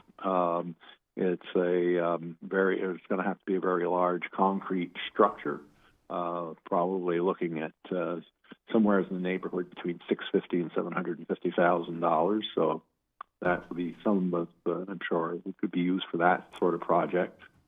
And in addition to other facilities that we either will repair or build or develop. So yeah, we have a number of projects we've been talking about. We've just been trying to figure out how to best pay for them. And this is one avenue with which we can work with. Our town office building is a very old structure. It's got some energy efficiency that needs to be done, and it needs a new heating system. So those sort of projects to keep our buildings up. So in the not too distant future, we have on the health and fitness walking path, this is the extension from the Lamoille Valley Rail Trail. We have the bridge that was reconstructed that we received from Milton back a number of years ago. That's right. That is beginning to show its age, so that's going to require some repair work in the future. So, and working on bridges is never cheap. So things, we'll find plenty of places to go with it. Brian, thanks for covering a lot of ground. We got to move on. Thanks a lot. Sounds like you had a Okay. good day in Swanton. Thank you very much. Okay, thank you. Yeah, Thanks. have a good evening. Thank you. Yeah, bye-bye. And we've got, we're going to take a look at some of what was going on in Fairfield today.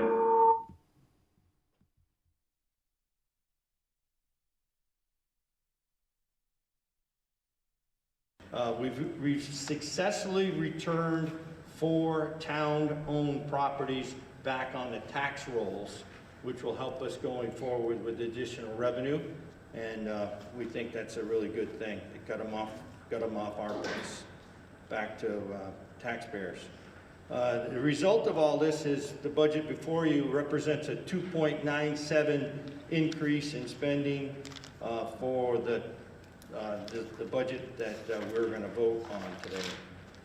The largest portion of our budget supports the 93.19 miles of roads in our town. I think there's only one other town that has more roads to maintain than the town of Fairfield. Shall the voters approve the 2026 general fund expenditures of $1,910,615, of which $1,250,565 shall be raised by taxes and $660,050 by non-tax revenue? All right. All those in favor signify by saying aye. Aye. Any opposed? The motion is passed.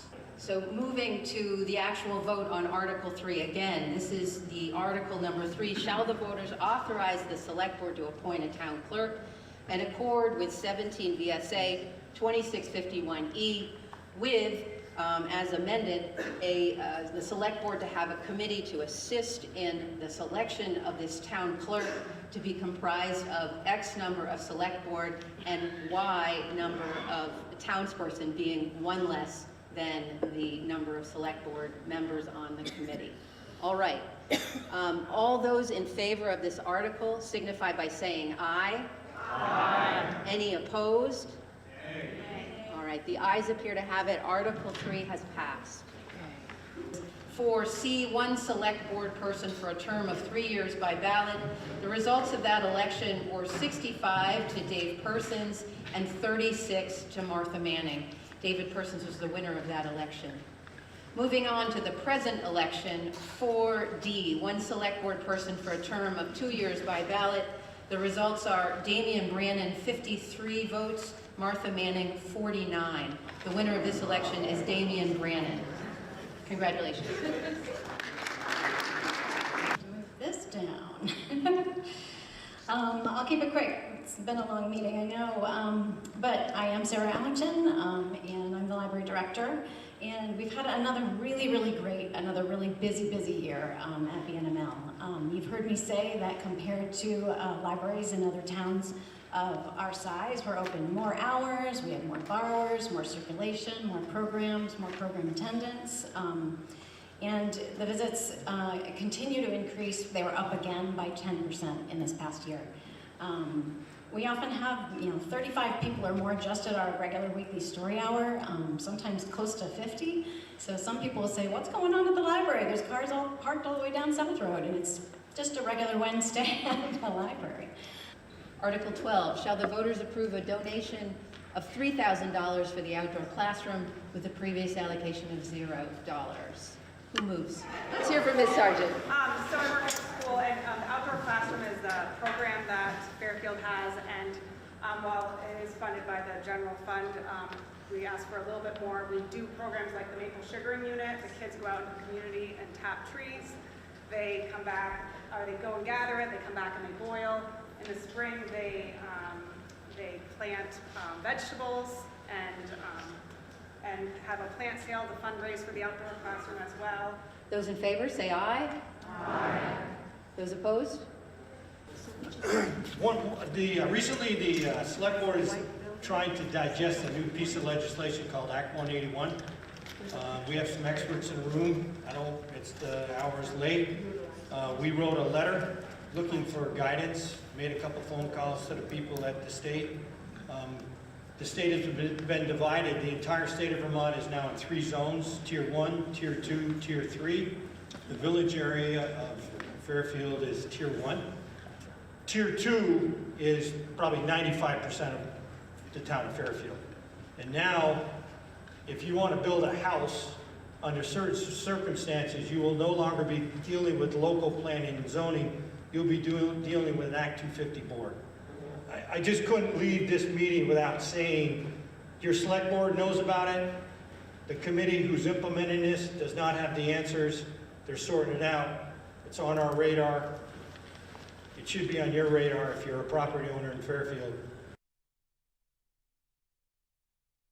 Cowperthwait, Northwest Access TV, joined by Bridget Higdon with the St. Albans Messenger and other papers, and outgoing St. Albans Mayor Tim Smith. We've got about a half hour to go in the show, and we're going to be hitting education very hard, starting with the superintendent of the Missisquoi Valley School District, Julie Regenball. Julie, good to have you on the show. Thanks for joining us. Thanks for having me. And I should note, again, alongside, I've got Bridget Higdon, who you know with the St. Albans Messenger, and outgoing St. Albans Mayor Tim Smith. Bridget, want to jump in here? Sure, I Julie, guess. thank Yeah, you. of course. I mean, we want to know if you have any information for us potentially about your school budget yet. Good question. We don't. I'm Okay. checking my text. My clerk and director of finance and operations are there at the village complex. They're more than halfway through counting, but Okay. we're not there yet. We have That's some all right. write-ins, so that takes a little bit of time. Did you spend some time at the polls today? What were you hearing from folks, if anything? It was pretty busy. I spent some time in Swanton. I heard that Highgate was pretty busy as well. Franklin has a good turnout. We send somebody to the polls just for the poll workers to give them some support and treats. It's a long day for them. For sure. Yeah. Julie, Tim Smith, how Hi, are you? So just for our listeners, can you summarize, so voters are voting in Highgate, Franklin, and Swanton, and the aggregate of those will determine whether your budget passes or not? Yes, as a unified district, similar to Maple Run, all of our votes are combined, which is part of what takes some time. Julie, I've got to ask you, I'm sure you're paying a lot of attention to what's going on or maybe not going on in Montpelier, but Act 73, of course, a huge issue. Are you supportive of Act 73? Oh, boy. Well, that's a tough question. Thanks. Well, you don't have too long to answer it, so don't be too No, concerned. it's quite all right. It's one of those things that's really difficult. I definitely think we need tax reform in Vermont. I mean, our budget is, the equalized tax rate is going down again for this multiple years, and yet our taxpayers in our 3 communities are really hit by the common level of appraisal and the statewide adjustment. So something has to happen. We just don't have equity right now. Do I think or want there to be giant school districts that are the size of the county? I don't think that would be my preference. And I don't think that there is any research that says that's best for kids or for taxpayers. Julie, I know something that your district talks about is that, and you just mentioned that, that word equity, that you spend less on average than the state of Vermont. Could you talk a little bit about why that is? Well, I mean, we're really aware of our community. Most of us, I live in the community and have for close to 30 years, our business official, you know, we're very cognizant of our communities and what we're facing and how difficult it is, what the taxes are, all of those things. Our board worked very hard to be responsible. We're very lean, and we're strategic with how we staff and how we apply our funds. We use revenue very carefully. We spend about 20th percentile or below, so about 80% of school districts spend more per pupil than we do. And frankly, I was looking at our test results compared to other districts around us, and we're outperforming the rest of the county in most areas. So it's really good value for our community, and we really strive for that. Julie, thank you very much for joining us. Good luck with the budget vote. I'm sure we'll hear about that a little later, but thank you for joining us. Good luck with that. Thank you. Thanks a Bye, lot. Julie. Bye. Boy, Act 73, just, I'll be very interested to see what comes out of this. It just sounds like there's still a lot of division about this. Absolutely. I mean, yeah, midway through the session and. Really, we are just about midway. Right. Yeah, I mean, it seems like a lot of work in 2 months. And I get they were doing work ahead of time, but for me, as an outsider looking into Montpelier, it seems like we have these very difficult issues that we solve real quickly. Yeah. And then we have these very simple issues that we extend over 2 years of the biennial. Sure. You know, that's been my vision. For whatever reason, the priorities are mixed, in my opinion. Yeah, absolutely. Hey, we've got another superintendent. We've got Lynn Coda, who's, we've got a lot of school districts, a lot of issues to deal with in eastern Franklin County. Lynn, thanks for joining us. How you doing? I'm doing well. Thanks for having me. Richard Cowperthwait here, and alongside Bridget Higdon and St. Albans Mayor Tim Smith. Have you got any results from budget votes today? We do have some results. Happy to report that our Enosburg-Richford budget passed 269 to 178. Unofficially, we have results for the Northern Mountain Valley district. That district has passed. We're waiting for one town to give us more official results, but we think by a pretty wide margin in that district. So we're happy with the results we're getting tonight. Were you expecting good news on that front? How did you feel going into today? Well, you know, it was challenging to know how to feel in the circumstances that we're all facing when it comes to public education in Vermont right now. So I really wasn't sure where we were going to land at the end of this evening, but I mean, I know I felt confident in the budgets that we put forward. They're some of the lowest in terms of per pupil spending in the state. So if our taxpayers were paying attention to that, I hope that they saw that we had really responsible budgets that we put before them. Lynn, this is Tim. Congratulations on the passing of the budgets. Congratulations, Richford girls moving on to the state championship. Wow, that's great. So that's a highlight for sure. Absolutely, we're very happy about that. Yeah, that's wonderful. So my question is, when they show multiple draft maps have come out as to what the new alignment might be moving forward, and of course it's when you watch the news, you get a quick glimpse of what it is. It seems like the maps that I've followed, it looks like MVU and Franklin Northeast seem to be combined on almost most levels. What is your take on the realignment? Do you have a preference? Are you hoping to stay the same? What is your analysis on that? It's hard to know where they're going to land in Montpelier. I think that they're having a hard time agreeing on any one map. Any maps that I've seen, for the most part, have MVU and Franklin Northeast together. Some of the maps also have Alburg or a portion of the islands with us as well. My feeling is that we have a system in Vermont that isn't equal for our students.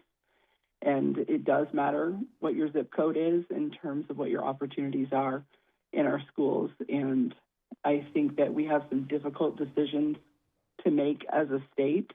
And I think that, we're going to have to contend with, we can't have lower taxes and we can't have better outcomes. And we can't continue to operate the same number of schools and the same number of districts that we are. So I do think there needs to be some level of reform in the state, both tax reform and consolidation. What that is remains to be seen. Are you in Montpelier on a regular basis, or is that being done by the association? I am an officer with the Vermont Superintendents Association, so I am working with the Superintendents Association on a regular basis. I do get down to testify every now and then, a couple of times so far this year. Lynn, with the push for school consolidation, or a lot of talk about it, looking down the road, do you think both Enosburg and Richford high schools can both hang in there? I don't know. I mean, I don't know the depth of the consolidation that we'll end up seeing across the state. I do know that we have some really small schools in Vermont. I think the last time my CFO and I looked at that data, we had nearly 100 schools in Vermont that were smaller than Franklin Northeast's smallest school. So I'm not clear where we'll end in terms of the number of schools we'll have in this part of the county. What have your enrollments been over the last few years, Lynn? Are they going up? Are they stable? What are you seeing? Our enrollment trend is pretty stable over time, and I think that's one of the reasons that we're able to keep our budgets pretty low. We're not seeing the kind of decline that some schools are seeing in other parts of the state, particularly in the southern part of the state. So that stability certainly is serving us well.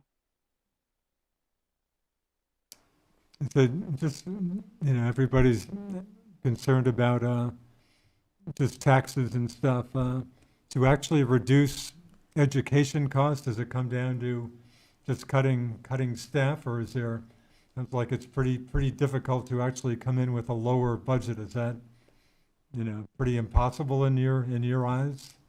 It's very challenging. I think if you take a look at what the cost drivers are in education spending, we looked at what we were spending for a family plan for healthcare in 2018 compared to what we spent this year, and that has increased 235% since 2018. So given that staffing is one of the biggest expenses, it is the biggest expense in our budget, it's very challenging to impact that budget without cutting people, humans, programs. So I think healthcare is a big driver. I also think the cost shifts from the mental health agencies to the schools are huge drivers as well. And I think those are things we have to contend with as a state, because there's a lot that's really tied into what we now call the education fund that wasn't historically a part of the education fund. Well, it sounds like you have no lack of challenges, but good luck. Sounds like you have some good budget news. Thank you very much for joining us. We appreciate it. Thanks for having me. Thanks, Lynn. Thank you. Good night. Paul, you got some news for us, my man? Yep, straight from Bill Kimball, superintendent for Maple Run. It looks like Jack McCarthy and Jen Williamson was a write-in for the St. Albans Town for the school district. Susan Kenyon, one unopposed as well for the city for a 3-year term. And it looks like their budget has passed as well. And I'm going to try and find the right one there. Yes, 1,045 to 635 across the districts there, or across the towns. Thank you for that. That's much easier. Last year's vote was pretty close it was the first pretty tight vote for Maple Run, I think. And it looks like that Article 3 from Maple Run passed as well, which will allow them to use some fund balance to buy down the tax rate this year. Paul, any more? Thanks for that news. Any more news for us? That's the latest I have there. I know Bill's going to join us in a couple minutes, so we'll hear from him soon. Great. Thank you very much. Good job. Well, we're getting close to the end here, so it sounds like kind of not a bad day for school budget so far. I was going to say, that's All of them except Georgia so Georgia- far, yeah. Georgia's the only Yeah. few we can Right. confirm at this point. And I think have you received all the results, right? Is there any we haven't seen from any community? I think Good they're- question. I haven't heard anything about Enosburg. Maybe we'll, by the time we're done talking to Bill, maybe we'll know about Enosburg. Okay, we've got our last superintendent of the day, Bill Kimball, the super for Maple Run Unified School District. Bill, good to hear from you, and I guess you got good news on your budget. Yes, I did, Richard. I think you just reviewed the results, but that was great news that we passed with a pretty good margin here in all of Maple Run. And again, alongside, I've got Bridget Higdon and St. Albans Mayor Tim Smith. Bridget, jump in, do the super here. Sure, hi, Bill. Hi, Bridget. Hi, Tim. Hey, Bill. Sure. Let's see, did I hear that right about Jen Williamson as a write-in candidate for the board? Okay, that's great. So I That's guess, correct. Yeah, you did hear that correctly. I don't know that I'm going to look at my results again, but I think it was over 30 votes, which was required. Okay. I don't have the total number of write-ins at this point. Gotcha, okay. In the past, previous to her today doing that work, it was going to be a vacant seat, and I know in the past, Maple Run has had some success in appointing somebody to that position after the fact. What do you maybe look for in those types of candidates or folks who are stepping up to be on the school board? I think anyone that steps up for the board usually wants to do what's right for education and keeps the kids in focus. And I've usually found that to be very unanimous across all the board members. The place where we have lively discussions sometimes isn't how we do that. And I think it's someone that can come in and listen and ask questions and be willing to hear different points of view. And that the piece that to me that's really important with a board member is that asking questions, not just of us as the school leaders, but also out to the community and listening as well. And then I really trust the board to set that direction for us as they have for the past several years. Bill, you want to take a shot at Act 73? We just have a couple minutes, but can you give us your maybe somehow quick thoughts on Act 73 and how you hope that comes out or don't hope it comes out? Well, I know that you asked Julie Rengebald and Lynn Coda the same question, and I think they covered it pretty well. But I would say that we do have a tax problem in Vermont, and it's burdening the taxpayers quite a bit with the education system that we have. And I believe that Act 73 is a way to get the discussion going. I'm not sure that it's actually going to get us into the right direction. When it comes down to it, most of Vermont's education spending is made up of personnel. And I know in a previous conversation with Lynn Coda, she brought up the big drivers, and the biggest one being healthcare for us right now. When we look at an average expense of a Maple Run certified staff, so someone's under the teacher's contract, the average expense is about $115,000. Majority of our teachers take a family health care, which is almost $42,000 of that $115,000. So I'm giving you averages. It can sway quite a bit with the different salaries and education levels of an educator, but all that to be said, that health care, as Lynn referenced, greater than a 200% increase since 2018, is something the legislature really needs to tackle. And it's not something that there hasn't been much willingness to tackle for several years. And I think if we don't tackle that, it's not just an education problem, but it's a cost of living problem for everyone in Vermont. And our healthcare system is facing some of the same similar problems that we're seeing in education. So when we think of Act 73, we've got to think about what the big drivers are and what the real cost factors are. Pretty much wrapping things up. How are you doing enrollment-wise? What about enrollment in Maple Run? Until the past 2 years, Maple Run had been very stable, around 2,700 students. The past 2 years, we've seen a decline of about 3 to 4% each year. We lost about 60 kids this past year. So we're not sure why that's happening. We know it is happening. We're seeing it come back up in our pre-K numbers and our kindergartners, but not so much in some of the other grade levels in the elementary school. I think I guess it's time for us to move on here. Bill, thanks for joining us. Congrats on your budget, and again, plenty of challenges. The education field is challenging to say the least, but thank you for joining us. We appreciate it. Thank you. Thank you so much. Thanks, Bill. Okay, Thank you, we'll Bill. see you. Okay, well, another town meeting day, pretty much coming to a wrapping close. up. Thoughts, Bridget, on the day, what we're hearing, what you... Yeah, I don't think no big surprises for me as I'm kind of reflecting on results we've heard so far. It sounds all pretty standard for the most part. The only, as we were saying, the only school budget that'll have to go back to the drawing board will be Georgia at this point. Yeah. But towns seem to be successful at this moment with their various initiatives and budgets. And then a couple candidate races at this point where we've had a winner versus just re-election. I don't know, any other thoughts from you, Tim? Yeah, I think overall pretty quiet. I think sort of the ongoing conversation we've had is for these open seats or the incumbent running, there's no opposition.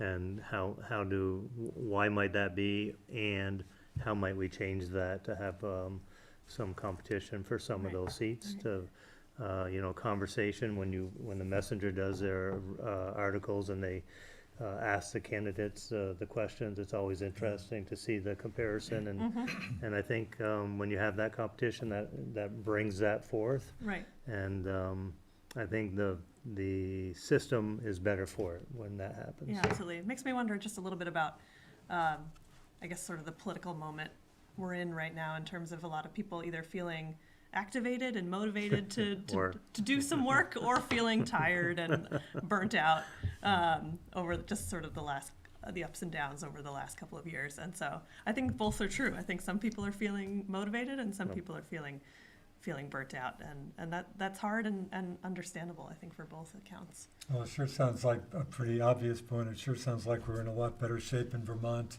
in terms of polarization not being too crazy as opposed to the national level. I mean, situation nationally sure seems pretty tough these days. So hopefully Vermont's in a lot better shape. Right. I like what Bryce said from Franklin about how, he goes to Franklin town meeting and he knows that everybody who's showing up there is showing up because they care about the town, whether they then of course have differing opinions, but showing up united in that. Yeah, that no, I mission. was here. There were, difference of opinion, but everybody, there was just nothing coming close to any nastiness or anything. No, but I would add that Kathy Keenan, when she was in Montpelier, we used to talk quite a bit, and 25 years ago, she could disagree and go have lunch with the people. It's not quite the same. No, I'm hearing the same There's a thing. divisive between the Democrats and Republicans, which is too bad. You should be able to disagree and then still be friends or have lunch together. Yeah, I think we're gonna call it a day. Bridget Higdon and Tim Smith, I really appreciate your efforts, folks. Sure. You were Happy to be great. here, yeah. Bridget, again, the publisher and editor of the St. Albans Messenger, Milton Independent, Essex Reporter, Colchester Sun. Keep up the good work. Thanks, Richard. And outgoing mayor, Tim Smith. Tim, has been mayor. Again, kudos. A solid 8 years. You've certainly been very good to us here at NWA TV. Accessible, easy to deal with. We appreciate that. And I'll grab you for a post-mayoral show at some point. But thank you very much. Thanks a lot to the great staff here. Again, hardworking folks who put this show together. Paul Snyder, our executive director, Josh Pryor, programming chief, Alan Cunningham, Katie Foster, Hunter Pera. Thanks for doing all the hard work, folks, and thanks to all the folks who gave us information to keep us on the air tonight. So that's going to do it. Another town meeting is history. Thank you for watching us here on Northwest Access TV, and we'll see you next time. See ya. Good morning, everybody. Welcome to the 2026 Sheldon Town Meeting. Article 8, shall the town provide notice of the availability mailed to all registered voters at least 30 days before the annual meeting instead of mailing or otherwise distributing the report to the voters of the town pursuant to Title 24 VSA Section 1682A. Just for your reference, the printing and the postage come out to about $4,000, which is the same as that delinquent tax conversation between 7 and 8%, so that's the relative. Thank you. Jane? On page 47, it says the town report expenses, $17.50. That doesn't include the postage. And the town report is supposed to be 19 this year, 1900. And then you gotta buy a bulk mailing permit and you gotta pay to ship. So how much? And then the labor. How much of the savings is it from the postcards to the mail and the book there? I would imagine 80%. That's a guess.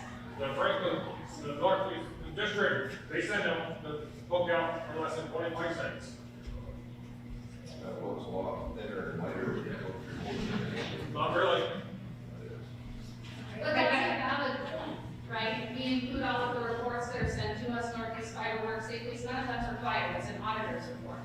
The city of St. Albans has a 3-page, 8.5 so it's not required to provide as much information as children does. We have one question back there as well. Yep. Like, I totally get the cost about, like, taking the book and stepping it out. But the amount of detail that you get as a taxpayer, and the fact that you don't have to go someplace to get it, means a lot. And as far as, like, what you see that the school sends out, there are a lot of questions in that don't always get answered because you can't make it to a meeting here or there. So it is a lot of money, but I also think there's a lot of good in it. This question we're bringing up is to see if people still want the book mailed to them. The idea was brought up to maybe send out a postcard cheaper. You could respond to it and have the book mailed to you. Or if you weren't interested in it, not have it. I've been a believer right along, send the book out to everybody. And, you know, if they want it, they read it, fine, if they don't, they throw it away. The cost, like you said, the cost is, you know, it's there, but there's other things that cost a lot more, you know, too. So, you know, it's just brought up to see what everybody wants to do. We're not trying to push one way or another.